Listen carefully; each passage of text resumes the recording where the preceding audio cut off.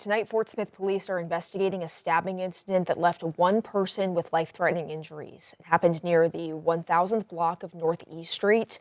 Police say one person was transported to the nearby hospital with life-threatening injuries. They say no arrests have been made at this time, and if you have any information, they're urging you to contact them at the number there on your screen. To stay updated on the story, you can visit our website, 5newsonline.com.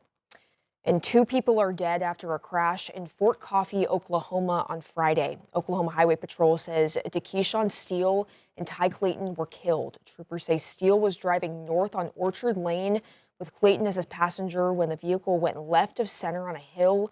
The vehicle struck an oncoming car, left the roadway, and hit a ditch. The other driver was not injured. We'll keep you updated as we learn more. Well, tomorrow, crews are set to start rebuilding the historic Adelaide Hall in downtown Fort Smith. The original building was the second oldest on Garrison Avenue and was destroyed by a fire in 2024. Once construction is complete, Bricktown Brewery will again occupy that first floor. The upstairs is also planned to once again serve as an event space, Adelaide Hall. Developers say the new building will be designed to resemble the original structure, which was built in 1871. That groundbreaking is set for tomorrow at 3 p.m. Officials have previously said that building is expected to reopen in January of 2027. Well, students in Bentonville are creating technology to support individuals who might communicate differently than them. They say their new innovative idea can make a real difference in students with autism. 5 News reporter Laura Castleman shows us how this new device works. Bentonville High School students have created a unique device that helps nonverbal individuals with autism communicate. This project combines compassion with technology. Students from Bentonville High School alongside Autism Involves Me have created a device designed to support nonverbal individuals. Using AI and sensors, the device identifies changes in stress levels to help caregivers and educators better understand when support may be needed. And how this started is that we realized that everyone experienced stress. And as we realized that, we didn't want to communicate to everyone, hey, I'm stressed today. The device will attach to phones or tablets and display a color that indicates emotional state. Red for stressed, green for calm, and yellow for caution. Amazing concept of what they're working on. So we were going to have a pop socket attached to these devices, and what the pop socket does is it has two sensors. It has a temperature and humidity sensor. Students say it's a way to use technology to help their fellow classmates who communicate differently. AI is rapidly advancing and we can just use it for many different projects for good. My role was training and maintaining the AI model on the stress lysis CSV dataset to detect stress levels based on the input of the temperature and humidity sensor.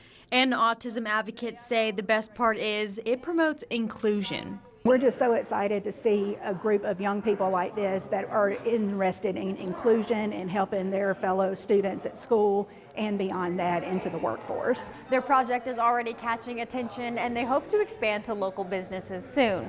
In Bentonville, covering news where you live, Laura Castleman, 5 News. Former Northwest Arkansas psychiatrist Brian Hyatt is set to return to court tomorrow for a mental fitness hearing. He was arrested in 2023 on 2 counts of Medicaid fraud, charges to which he has pleaded not guilty. Hyatt is also named in more than 200 lawsuits that alleged he unlawfully coerced, abused, and held patients against their will in order to receive additional money from Medicare over the summer. An Arkansas judge had ordered Hyatt be involuntarily committed to a treatment center for mental health issues. Court documents show a report on Hyatt's mental examination will be discussed during a hearing in Pulaski County tomorrow. And Andrew McGann, the man accused of killing a couple hiking at Devil's Den State Park, is set to be back in court Thursday for a status hearing. McGann has pled not guilty to 2 counts of capital murder in connection with the deaths of Clinton and Kristen Brink. Prosecutors said they're still seeking the death penalty in this case.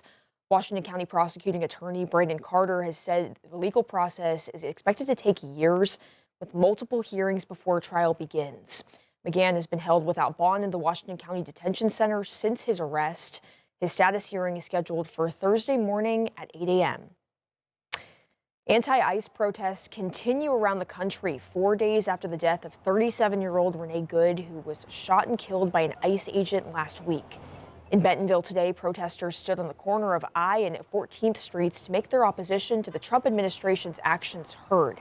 The demonstration is one of many hosted by the group Indivisible, a social movement created to oppose President Trump and his administration.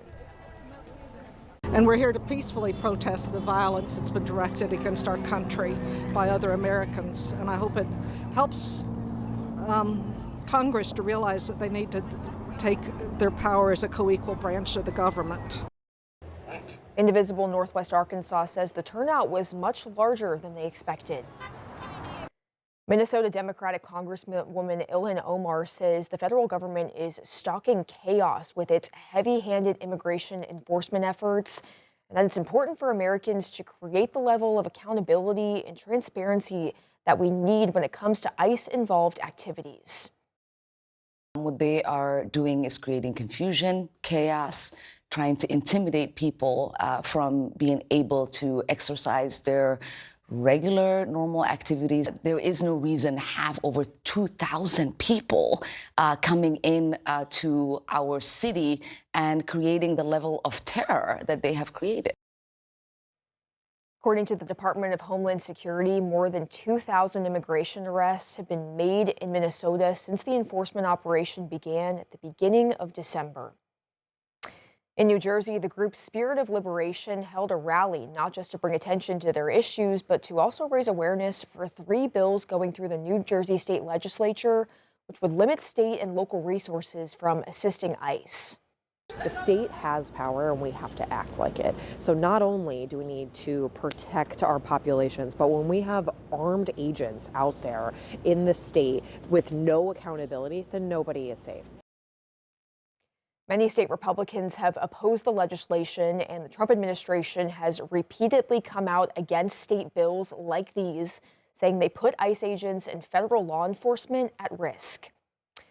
The Department of Justice has opened an investigation into the Federal Reserve's renovation of its D.C. headquarters, accusing Fed Chairman Jerome Powell of lying to Congress when he testified before the Senate Banking Committee last June about the cost of said renovations. Powell pushed back against the accusations, saying the threat from the Justice Department is more about disagreements he has with President Trump over lowering interest rates. The threat of criminal charges is a consequence of the Federal Reserve setting interest rates based on our best assessment of what will serve the public, rather than following the preferences of the president. This is about whether the Fed will be able to continue to set interest rates based on evidence and economic conditions, or whether instead monetary policy will be directed by political pressure or intimidation. The price tag on those renovations is about $2.5 billion.